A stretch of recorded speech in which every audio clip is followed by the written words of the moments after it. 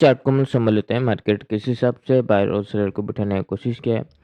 देखो मार्केट गिरा क्यों, उसका कारण तो बहुत सिंपल है। डायरेक्टली अपर साइड एसएल नहीं था, इसको लास्ट 57,000 का ब्रेकआउट मिला, वहीं पर एसएल मिला, जैसे कि मैं लाइव वीडियो में बोला था।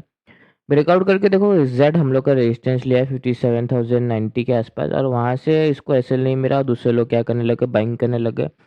तो रिट्रेसमेंट तक तो सही था, इतना रिट्रेसमेंट आके अगर इसको अपसाइड जाना होता, दोबारा मोमेंटम कंटिन्यू करता तो ठीक रहता, पर ये बहुत ज़्यादा ही गिरावट आ गया। इसका क्या मतलब हुआ, ये कंप्लीट बायर को निकाल चुका है। ये तो एक बात है, क्योंकि यहाँ पर भी एक रिट्रेसमेंट दिया था, यहाँ पर बायर निकले, तभी तो हमें ब्रेकआउट के लिए पोजीशन बनाए थे।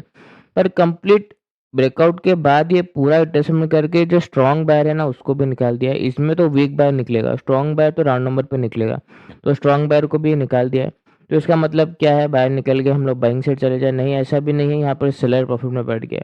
वो कैसे है, देखो सेलर, अब सेलर का एसएल हम लोग को कहाँ मिलेगा डायरेक्टली। अब देखो 24,500 के लगभग 20 पॉइंट आसपास से सेलिंग करने की कोशिश किया, तो सेलर को क्या मिला, एक एसएल मिल गया। वो है ये राउंड नंबर डायरेक्ट 500 का। और यहाँ पर डिस्टेंस कितना हो गया, 150-200 पॉइंट का डिस्टेंस हो चुका है, 150 पॉइंट का डिस्टेंस हो चुका है। तो अच्छा खासा मोटा एसएल सेलर को बना के दे दिया है। एक ही सिनेरियो में हम लोग बाइंग साइड जा सकते हैं, वो है सिर्फ और सिर्फ गैप अप। गैप अप अगर ठीक ठाक मिला, ये जो रेजिस्टेंस है इसके ऊपर 100 पॉइंट के ऊपर गैप अप अगर मिला, बैंक निफ्टी में भी अगर हम लोग को ठीक ठाक 200 पॉइंट के ऊपर गैप अप मिला, तो ही जाके हम लोग सोच सकते हैं कि मार्केट दोबारा अपसाइड जाएगा, 57,000 का ब्रेकआउट वगैरह करेगा। वरना फ्लैट ओपनिंग और गैप डाउन ओपनिंग, ये दोनों सिनेरियो में हम लोग सेलिंग साइड जाने का ही कोशिश करेंगे। हालांकि थोड़ा सा मार्केट रिट्रेसमेंट ज़्यादा किया है, तो थोड़ा सा सेलर के लिए हम लोग को और थोड़ा सा मार्केट को फ्रेश बायर अगर इनवाइट करेगा तो और अच्छा रहेगा।